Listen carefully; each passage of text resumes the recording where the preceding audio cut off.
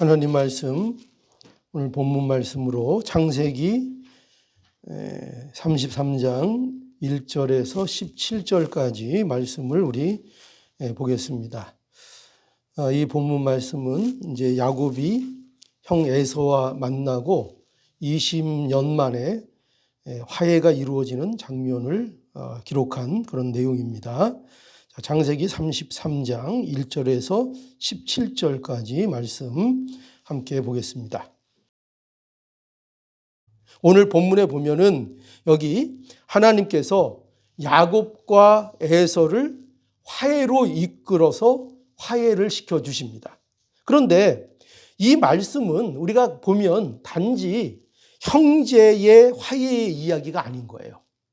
이 말씀은 더 근본적인 문제를 우리에게 보여주고 있는 거예요. 그게 뭔가 하면 바로 하나님과 우리 인간과의 관계예요. 그걸 보여주고 있어요. 그러니까 다시 얘기해서 하나님 앞에 설 수 없고 또 하나님 앞에 용서를 받을 수 없는 우리에게 하나님께서 찾아오셔서 하나님이 우리를 용서하시고 하나님이 하나님과의 우리의 관계에 화해를 이루어 내셨다는 것을 이 말씀을 통해서 우리에게 보여주고 계신 거예요. 그래서 여기 32장 30절을 보면 여기 야곱이 무슨 말을 하는가 하면 32장 30절에 이런 말을 해요. 내가 하나님과 대면하여 보았으나 내 생명이 보존되었다. 이렇게 말하고 있어요. 여러분, 인간은요, 하나님 앞에 설 수 없어요. 인간은 하나님 앞에 서는 게 불가능해요. 왜냐하면 하나님이 어떤 분이시죠? 하나님은 거룩하신 분이에요. 하나님이 죄와 함께 하실 수 있어요? 죄와 함께 하실 수가 없어요. 그런데 모든 인간은 죄인이에요. 그래서 하나님 앞에 죄인인 인간은 감히 그 앞에 서지 못합니다. 마치 무엇과 같은가 하면은 여러분, 우리가 태양이 있잖아요. 그 태양이 얼마나 뜨겁습니까? 그 태양에 우리가 맨몸으로 나서는 것과 같아요. 태양이 아무리 보기에 아름답고 그것이 우리에게 중요한 것이라고 해서 우리가 태양 앞에 설 수 있는가? 우린 태양을 똑바로 쳐다보지도 못해요. 또 태양이 아무리 우리에게 유익하다고 해서 그 앞에 가까이 나가면 살 수 있는가? 아니죠. 태양 앞에 가까이 나가면 우리는 어떻게 돼요? 그냥 소멸되는 겁니다. 순식간에 없어져 버려요. 그처럼 우리 인간은 원래 하나님 앞에 설 수 없고요. 하나님 앞에 서게 되면 인간은 어떻게 돼요? 죽는 거예요. 죽을 수밖에 없는 거예요. 그 생명을 보존할 수가 없는 거예요. 그런데 자, 야곱이 뭘 고백하고 있죠? 하나님과 대면했대요. 하나님을 만났대요. 그런데 야곱이 죽었어요? 살았어요? 살았어요. 죽지 않았어요. 이게 뭘 보여줄까요? 왜 살았을까요? 야곱과 하나님 간에 뭐가 이루어졌다는 거죠? 화해가 이루어진 거예요. 화해가 이루어진 거예요. 예수 그리스도 안에서 구약 시대라고 예수 그리스도가 함께하지 않은 게 아니에요. 구약에도 예수 그리스도 그분의 은혜로 말미암아 화해가 이루어진 거예요. 그게 환도뼈 사건이 우리에게 보여주고 있는 중요한 내용이에요. 자, 그래서 여기 오늘 본문에 보면 또 33장 10절에 뭐라고 되어 있는가 하면 여기 보세요. 33장 10절에 가보면 야곱이 가로되 그렇지 아니하니이다. 형님께 은혜를 얻었사온데 청컨대 내 손에서 이 예물을 받으소서 하고 예물을 가지고 형 앞에 나가요. 그리고 그 형이 예물을 받아요. 그렇죠? 예물을 받습니다. 그런데 내가 야곱이 뭐라고 에서에게 하는가 하면은 내가 형님의 얼굴을 배운 즉 하나님의 얼굴을 본 것 같사오며 형님도 나를 기뻐하심이니이다. 이렇게 얘기하고 있어요. 자, 이 말씀에서 보면은요, 우리에게 매우 흥미로운 사실이 발견돼요. 뭐냐면 야곱이 에서 앞 앞에 자신이 선 것을 마치 무엇으로 표현하고 있어요? 누구 앞에 선 것 같다고 말하고 있어요? 하나님 앞에 선 것 같다고 고백하고 있어요. 이게 도대체 우리에게 무엇을 보여주느냐 할 때 야곱이 형 에서에게 용서받은 이 이야기는 무슨 이야기냐 하면 우리가 하나님 앞에 용서받지 못할 자임에도 불구하고 우리가 하나님 앞에 용서받았다는 사실을 보여주는 하나의 그림으로 우리에게 보여지고 있는 거예요. 그걸 우리에게 보여주고 있는 거예요. 여러분, 우리가 이걸 기억해야 합니다. 오늘 이 말씀을 통해서 우리는 하나님 앞에 용서받지 못할 죄인이었습니다. 그런데 이런 우리를 하나님이 용서하시고 우리가 화해를 요청한 게 아니에요. 우리가 용서받을 만한 자격이 있는 게 아니에요.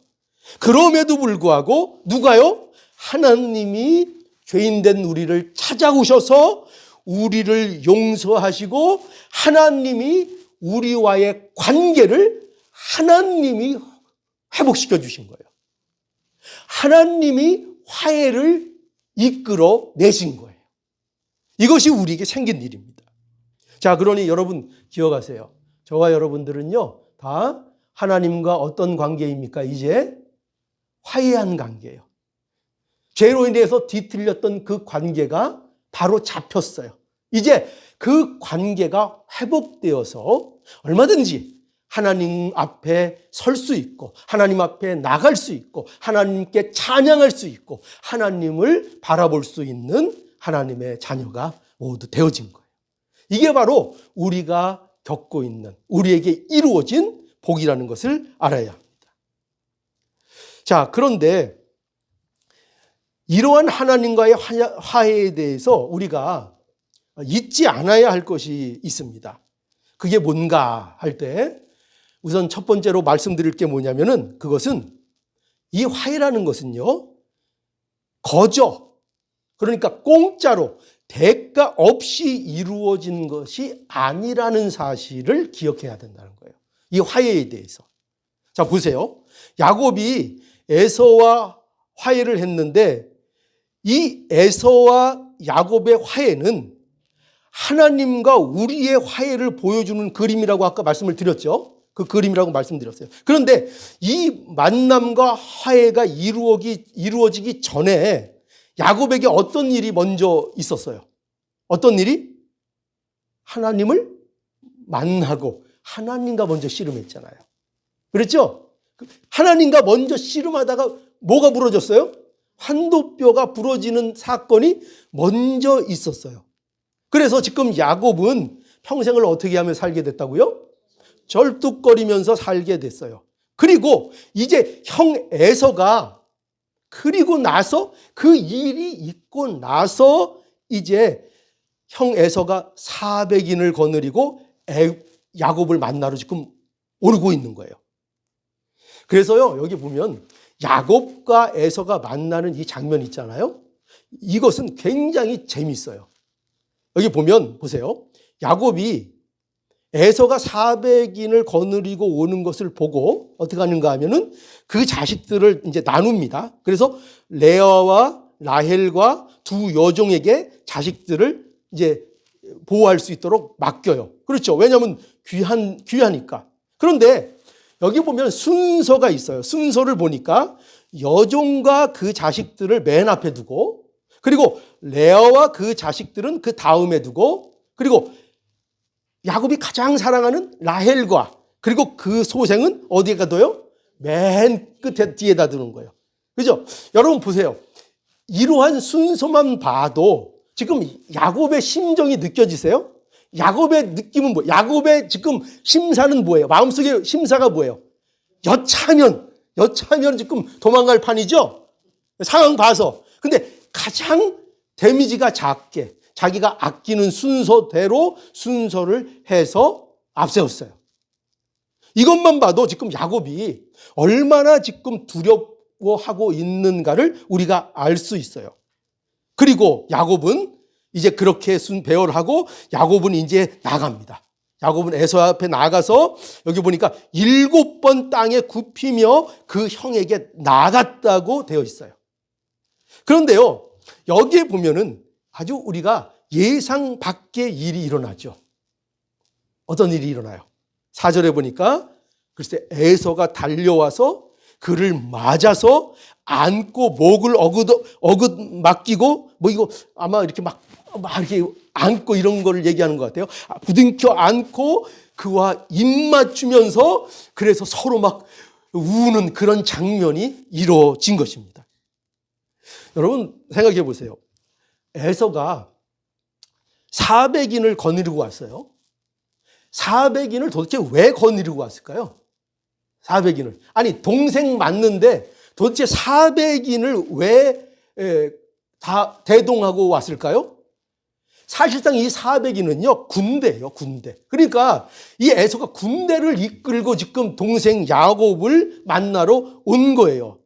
에서가 야곱을 그저 아무 일 없었던 것처럼 용서하려는 마음이 있었으면 굳이 이렇게 이 어마어마한 그 당시에 400인의 군대는 대단한 거예요.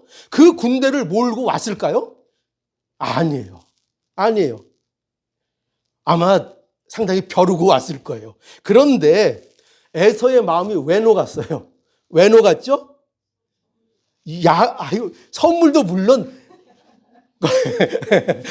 효과가 있었을 거예요. 그런데 그 하나님의 섭리 안에서 효과가 있었을 거예요. 그런데 아니에요. 진짜 여기는 하나님의 은혜와 섭리가 있는데 이 에서가 야곱을 보니까요 너무 불쌍한 거예요. 너무 불쌍한 거예요. 여러분들이 에서가 돼서 이 장면을 생각해 보세요. 형 에서의 관점에서 이 야곱을 바라보아 보세요. 지금 자신을 속이고 도망간 동생이 지금 저기에서 달려 나오고 있어요. 그런데 그 동생이 지금 어떻게 나오고 있어요? 쩔뚝쩔뚝거리면서 지금 동생이 자기 앞에 나오고 있어요. 그런데 그것뿐만 아니라 밤새 씨름했죠? 몰골이 말이 될까요? 안 될까요? 몰골이 너무 말도 안 되는 한 사람이 쩔뚝쩔뚝거리면서 7번 절을 하면서 나오니까 이거는요 거의 땅에 기다시피 하면서 나오고 있는 거예요. 그 모습을 봤을 때 이 에서의 마음이 어떻게 됐을까요? 그래도 형제인데 마음이 풀어졌어요. 저는 여기 하나님의 은혜가 있다고 봐요. 하나님의 은혜가 있고 이 쩔뚝거리게 된 게 왜 복이냐? 그 당시에는 야곱이 몰랐을 거예요. 하나님이 왜 날 쳐서 이렇게 평생을 절개하실까? 몰랐을 거예요. 그런데 형을 만나보니 그게 복이고 그게 은혜고 그 사실을 야곱이 알았을지 그건 모르겠어요. 야곱이 그 순간에 좀 쇼맨십을 가지고 야곱이 야근사근 사람이니까요. 어쩌면 조금 과장해서 저랬을 수도 있을 거예요. 이건 제 추측이에요. 근데 야곱이라면 저는 농이 그럴 수 있었을 것 같아요. 과장해서 쩔뚝거리면서 기면서 형에게 나갔겠죠. 여러분 이러한 장면이 우리에게 뭘 보여줄까요? 뭘 보여주죠? 용서라는 것은요 그렇게 쉽게 되는 게 아니에요. 용서라는 것은요 하나님의 은혜와 간섭이 있어야 용서가 이루어지는 거예요. 용서라는 것은요 무조건적으로 용서가 되는 게 아니에요. 용서에는요 반드시 그에 맞는 대가가 치러진다는 사실을 우리에게 가르쳐 주는 거예요. 야곱이요 하나님 앞에 축복받았어요. 그런데 그 축복도 거저받은 게 아니에요. 뭐가 있었죠? 아까 말씀드린 대로 씨름하다 환도뼈가 부러지는 그 일을 겪었어요. 그 후에 축복을 또 받았어요. 여러분 축복은요 거저 우리에게 주어진다고 생각하면 안 돼요. 반드시 그 대가가 있다는 것을 알아야 돼요. 야곱이 용서받은 것, 야곱이 하나님과 화해하게 된 것, 거기에도요 다 뭐가 있어요? 대가가 치러진 거예요. 대가가 치러진 거예요. 그러니 여러분 반드시 우리가 이 문제를 기억하면서 살아야 합니다.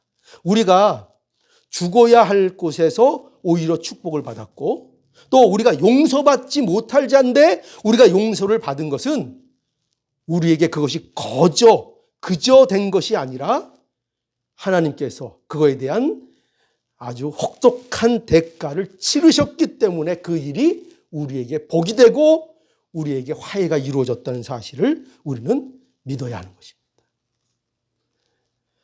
그게 어떤 대가를 치르신 거죠? 하나님이 성자 예수 그리스도를 우리를 위해서 내어주신 거예요. 저와 여러분들을 위해서 내어주셨다니까요. 내가 이 관계가 회복되고 진정한 화해의 삶을 살 수 있는 존재가 되게 하시기 위하여, 그런 귀한 존재가 되게 하시기 위하여 세상 그 무엇으로도 이룰 수 없는 것을 우리 안에 이루어 주시기 위하여 예수 그리스도께서 십자가에 죽으신 거예요. 그러니 여러분, 하나님이 우리에게 이루신 이 화해와 용서를 여러분 결단코 우리는 가볍게 생각해서는 안 됩니다. 뭐 당연한 거겠지. 뭐 하나님이 사랑의 하나님이니까 내게 화해를 이루어 주시고 나를 용서해 주신 거 너무나 당연한 거겠지. 이렇게 생각하면 안 된다는 거예요. 당연한 용서를 받은 게 아니에요. 당연한 용서. 우리는 하나님의 화해와 용서를 결코 가볍게 생각해서는 안 됩니다. 우리를 위해서 하나님이 어떤 값을 치르셨는지를 결코 잊지 않고 사시는 우리 모두가 될 수 있기를 바랍니다. 예. 자, 그리고 우리가 둘째로 하나님과의 화해에 대해서 알아야 할 것은 뭐냐면요. 이 하나님의 화해는 반드시 수평적인 화해로 이어진다는 거예요.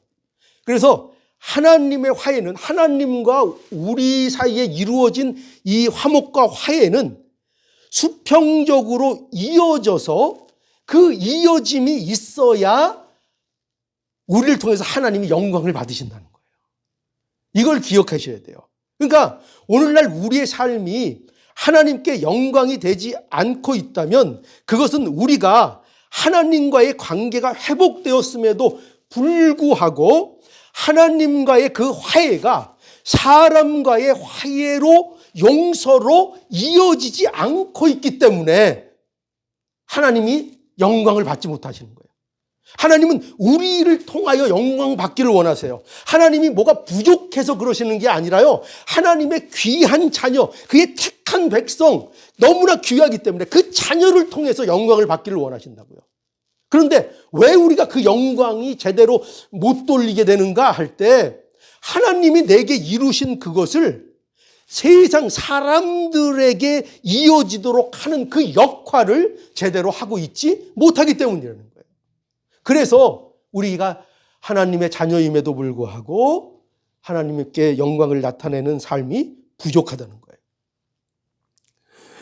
오늘 본문에서 우리가 보게 되는 중요한 점은 야곱이 하나님과 만난 후에, 그 후에 누가 화해했다고요? 그 후에 에서와 화해를 이룬 거예요. 이 형제 화해는요, 그러니까 에서, 야곱의 화해는 형제의 화해잖아요. 근데 이 형제의 화해는 하나님의 화해에 속한 화해라는 것을 알아야 돼요.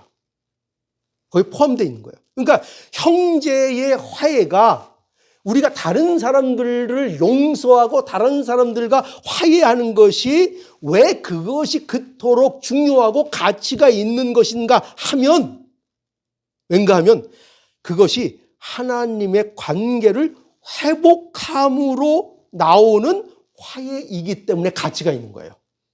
그러니까 성도들에게 있어서 왜 화해가 중요하냐?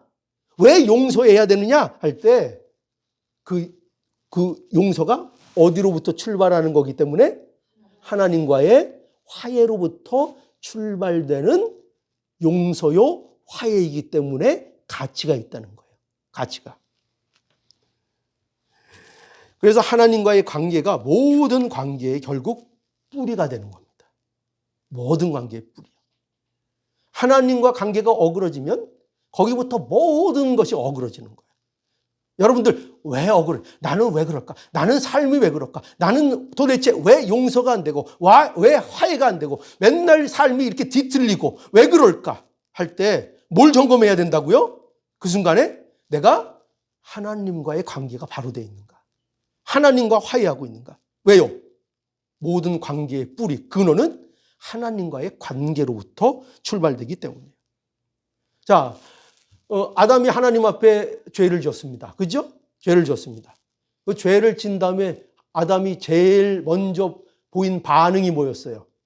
하나님 앞에 숨는 거였어요. 뭘 보여줘요? 관계가 어그러진 거예요. 그렇죠?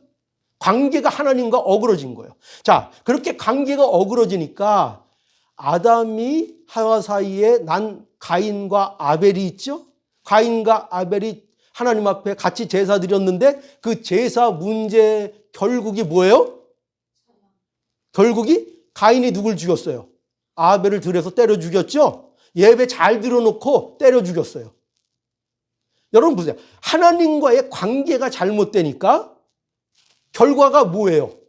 예배 드리고도 때려 죽이는 거예요. 예배 드리고도. 그죠?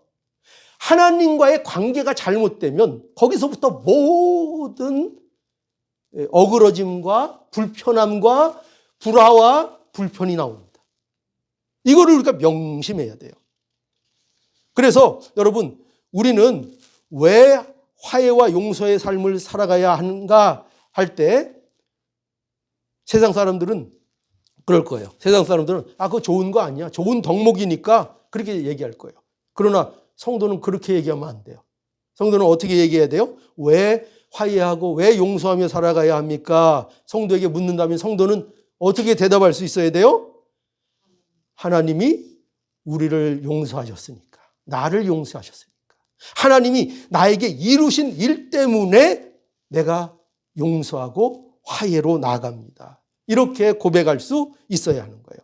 하나님이 우리를 용서하시고 우리와 화해를 이루어 주셨기 때문에 그 용서와 그 사랑이 우리에게 주어졌기 때문에 사람들과 화해하는 자리로 나가게 되는 겁니다.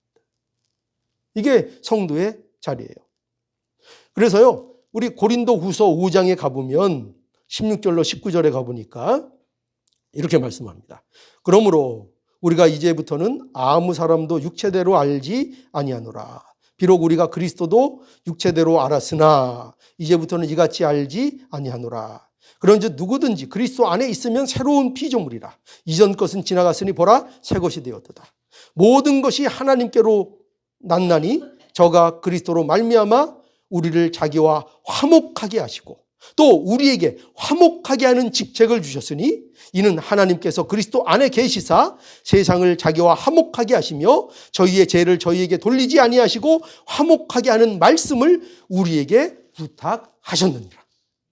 여러분, 여기 성도의 정체성이 드러나고 있죠. 성도는 어떤 사람들이에요? 성도는 새로운 피조물이에요. 어떤 피조물이죠? 하나님과 화목이 이루어진 피조물이에요. 그렇기 때문에 그 새로운 피조물은 어디로 반드시 나가게 된다고요? 세상의 화목과 용서로 나아가는 새로운 삶으로 나아가게 된다고 말씀하고 있는 거예요.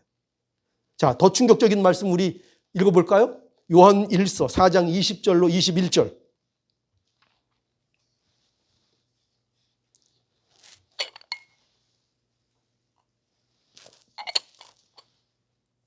요한복음 4장 20절로 21절입니다. 누구든지 하나님을 사랑하느라 하고 그 형제를 미워하면 이는 거짓말하는 자니 보는 바 그 형제를 사랑치 아니하는 자가 보지 못하는 바 하나님을 사랑할 수 없느니라. 우리가 이 계명을 주께 받았나니 하나님을 사랑하는 자는 또한 그 형제를 사랑할지니라. 그죠? 여러분, 이게 형제 사랑이 얼마나 중요한지를 우리에게 강조하고 있는 것입니다. 하나님의 화해와 하나님의 용서가 우리 안에 있는 자는, 그 용서함을 받은 자는 어디로 나간다고요? 형제의 사랑으로, 용서로, 화해로 달려나가기 위하여 애쓰고 그 일에 기도하게 되어 있다고 말씀하고 있는 것입니다. 그게 중요하다는 거예요. 여러분, 그러니까 그럼에도 불구하고 우리가 현실은 용서가 잘 돼요, 안 돼요? 잘 안 되죠? 네, 용서가 잘 안 돼요. 우리 현실입니다. 화해가 잘 안 됩니다. 그럼 우리는 어떻게 해야 합니까? 그냥 안 되니까 말아야 됩니까? 안 되니까 말아야 됩니까? 아니죠. 우리가 해야 할 일을 하죠. 해야 되죠. 가장 어떤 일을 하면 될까요? 우리는 먼저 아까도 말씀드린 것처럼 우리는 우리에게 베푸신 하나님의 화해와 용서를 확인하는 것부터 언제나 시작을 해야 합니다. 하나님 앞에 내가 이런 용서를 받았지. 하나님이 나를 이렇게 용서했지. 그러니까 내가 어떤 자리에서 용서받았는지로 항상 돌아가야 합니다. 어려울 때, 힘들 때, 내가 남이 미워질 때, 사랑이 안 될 때, 용서가 안 될 때, 그것이 힘겹다고 느껴질 때, 그 순간마다 우리는 다른 걸 하면 안 돼요. 다른 거에는 답이 없어요. 어디에만 답이 있냐? 내가 하나님 앞에 어떤 자였고 어떤 용서를 받았고 그것이 십자가에서 어떻게 이루어졌는지를 찾아가서 확인하고 또 확인하고 또 확인해야 합니다. 또 안 되면 또 확인하고 또 확인해야 합니다. 그럴 때만, 그때만 비로소 우리가 힘을 얻고 위로를 얻고 용기를 얻고 나아갈 수가 있게 됩니다. 우리를 십자가만이 이 자리에서 우리를 벗어나게 할 수 있습니다. 그리고 이제 마지막으로 화해에 대해서 우리가 알아야 될 것, 그건 뭐냐면요. 사람들과 화해와 용서의 삶을 사는 것이 세상 사람들이 가는 길에 함께하는 것을 말하지 않는다는 것도 알아야 합니다. 이거 중요합니다. 왜냐하면 우리가 자꾸 오해를 하기 때문입니다. 우리가 화해와 용서를 말하면 실수를 하게 되는 것이 무엇인가 하면 그러면 세상 사람들과 화해하고 그들 용서하고 그들과 화목하게 잘 지내려면 그럼 우리가 세상과 짝이 되어서 그들이 하는 일도 우리도 같이 해야 되는 것이 아닌가 이런 생각을 할 수도 있게 됩니다. 그러나 그렇지 않습니다. 여러분 분명히 구별하셔야 됩니다. 화해와 용서의 사람이 된다는 것이 결코 세상과 짝이 되어서 세상의 길에 동조해도 된다는 말은 결코 아닙니다. 이 사실을 기억해야 합니다. 성도의 길은 세상의 길과 다릅니다. 이걸 기억하셔야 돼요. 아무리 세상 친구하고 친해도 가는 길이 다릅니다. 여러분 세상 친구, 친한 친구들 많이 있죠. 어떻게 보면 세상 친구가 더 친한 경우도 있죠. 그러나 분명히 아셔야 돼요. 이건 분명히 아셔야 돼요. 가는 길이 다릅니다. 남편이라도 다릅니다. 아내라도 다릅니다. 자식이라도 다릅니다. 다릅니다. 가는 길이 같지 않습니다. 같지 않습니다. 여러분, 우리는 가능한 한 모든 사람과 화목해야 합니다. 그게 성경이 우리에게 요구하고 있는 것입니다. 세상 그 어떤 사람이라도 아무리 부족한 사람이라도 그 사람들과 잘 지내야 합니다. 화목해야 합니다. 그런데 그 화목이라는 것을 그들과 동조해서 그들의 길에 함께 참여해도 된다고 착각해서는 안 됩니다. 여러분 우리가 성도로서 멋있는 사람이 돼야 됩니다. 분명한 신앙의 길을 가지며 그러나 구별할 것, 구분할 것, 분명하게 구분하는 그런 삶이 우리에게는 필요합니다.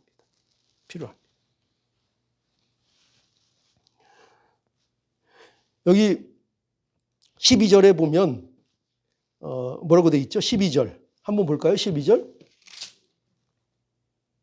다음 절 보세요. 12절 에서가 가로되 우리가 떠나가자 내가 너의 앞잡이가 되리라. 예.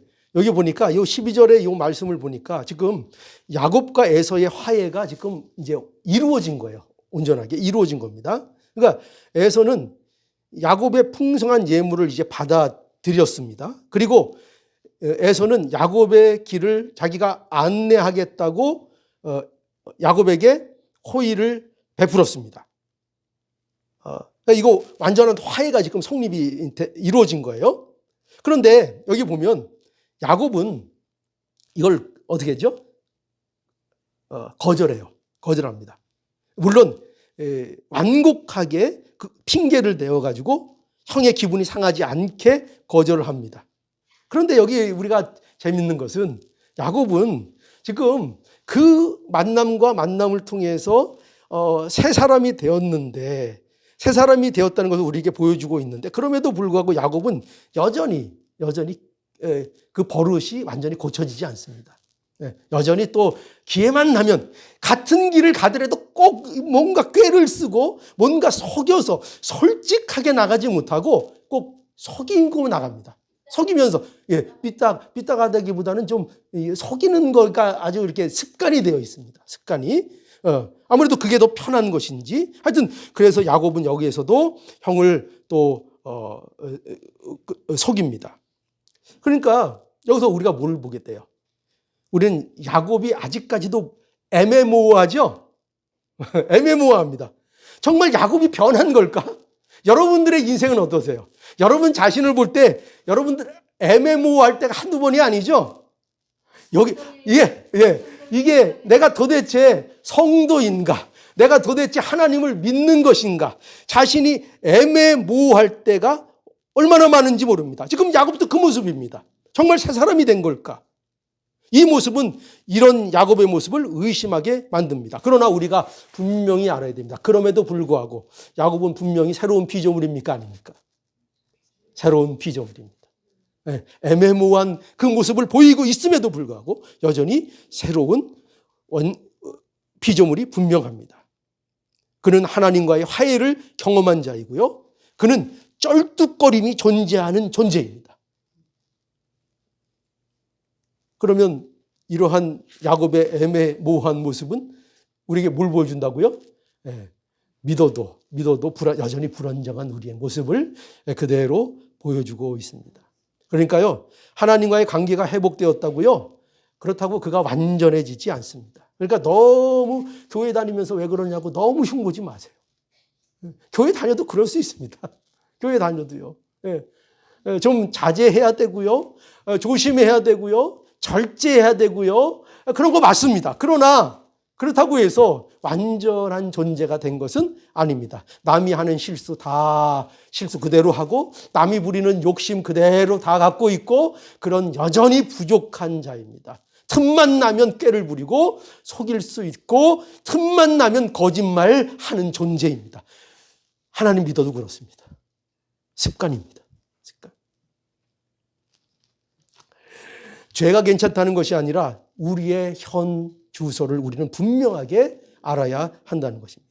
성경은 믿는 자라고 완전한 자라고 말하지 않습니다. 하나님과 화해가 이루어졌다 해도 여전히 불안전한 존재이며 언제나 하나님의 말씀을 통해 하나님 앞에 나가며 하나님을 의지해야 되는 존재입니다. 얼마나 우리가 연약한지요. 그죠? 얼마나 죄덩어리인지요. 그죠? 그러니까 뭐가 필요한 거예요? 그러니까 말씀이 필요한 거예요. 그죠? 그러니까 말씀을 주시는 거예요. 나는 죄인입니다.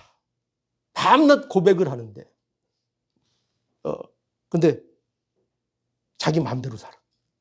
말씀을 붙들지 않아. 그게 모순이죠? 아니, 내가 정말 연약하고 내가 죄인인 거를 안다면, 그거 아는, 우리 성도들 중에 이제 그거 모르는 사람 없어요? 그죠? 고백 얼마든지 합니다. 나는 죄인입니다. 나는 죄덩어리입니다. 나는 조금만 여유만 있으면은 나한테 죄가 나옵니다. 알죠? 여러분 이거 사실 몰라요? 알아요? 알죠? 알면 어떻게 해야 돼요? 알면 더 의지해야 되잖아요. 알면 더 말씀 붙들어야 되잖아요. 알면 하나님 말씀 붙들고 하나님이 어떻게 우리에게 말씀하고 계신가 그것을 우리가 더 사모하고 나가야 되잖아요. 그죠? 그런데 그건 하지 않으면서 우리는 밤낮 뭐는 계속 얘기해요. 인간은 죄인입니다. 인간은 아무것도 할 수 없습니다. 인간은 죄덩어리입니다. 그러면서 그걸 알면서 의지하지 않는 그 교만이 우리 안에 있다는 거 아십니까? 이 교만에서 우리가 벗어나야 합니다. 여러분, 정말 중요한 건 이겁니다. 오늘 기억해야 될 것. 야곱은 여전히 옛 습관을 다 버리지 못하고 있었지만 야곱은 방향을 지금 제대로 잡고 있다는 사실, 이게 우리에게 위안이 되는 것입니다. 우리도 이와 같습니다. 우리도 여전히 야곱과 같이 옛 습성을 다 버리지 못하고 여전히 연약한 모습들을 갖고 있습니다. 그러나 우리가 세상 사람들과 다른 건 뭐냐면 야곱이 그런 것처럼 우리도 방향은 제대로 잡고 있기 때문입니다. 우리가 갈 길이 어딘지를 우리는 알고 우리의 방향이 글로 설정되어 있기 때문입니다. 야곱은 자기가 가야 갈 길이 에서의 길과 다르다는 것을 압니까 모릅니까? 알고 있습니다. 그래서 동행하지 않습니다. 자신에게 약속된 길을 갑니다. 에서나 야곱이나 인품적으로나 세상적인 조건으로 볼 때 별 다를 게 없습니다. 거기서 거기입니다. 그러나 뭐가 구별되는가? 방향이 어떻게 잡혔냐가 그들의 결정적인 차이입니다. 방향이 어떻게 잡혔는가는 그 사람의 미래가 완전히 극명하게 달립니다. 처음에는 작죠? 여기 보세요. 처음에는 작죠? 요거밖에 간격이 안 됩니다. 방향이 틀립니다. 이 간격이 보이십니까? 결론이 끝없이 간격이 벌어질 겁니다. 여러분, 우리는 다행스럽게도, 아니 복되게도 우리는 하나님이 바른 방향으로 우리를 잡아주셨습니다.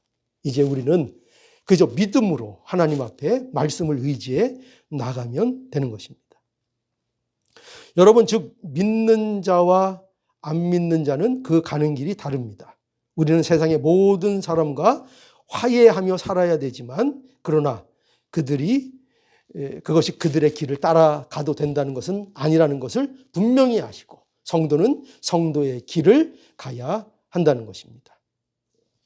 자, 여러분, 기억하십시오. 하나님은 복받을 수 없는 우리에게 복을 주시고 용서받을 수 없는 우리에게 용서를 베풀어 주셨습니다. 아멘이십니까? 예, 이 사실 기억하십시오. 하나님이 화해를 이루어 주셨습니다. 자, 그러니 이제 우리가 이 삶을 살아갈 때에 한번 실천해 보십시오. 이제 매일 다음 월요일부터 아니면 이따 집에 가서라도 1분씩 뭘 기억할까요? 주님이 나를 어떻게 용서하셨는가를 기억하고 묵상하기를 원합니다. 여러분, 저하고 약속 좀 하실래요?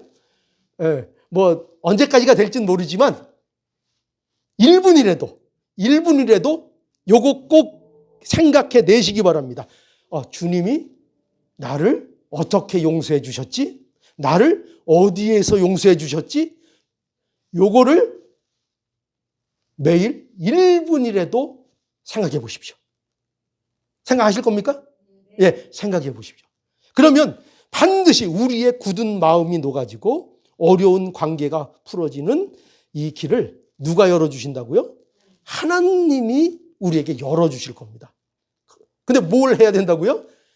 이 점검을 반드시 하셔야 돼요. 약속하세요. 하나님이 저를 어떻게 구원하셨죠? 제가 어떤 자였죠? 저는 정말 지옥 가는 게 너무나 많네요. 근데 어떻게 저를 이렇게 구원하셨죠? 이것을 진지하게 매일 잠시라도 묵상하셔서 하나님이 나에게 베풀어 주신 그 용서와 화해를 확인할 수 있는 우리 모두가 될 수 있기를 바랍니다.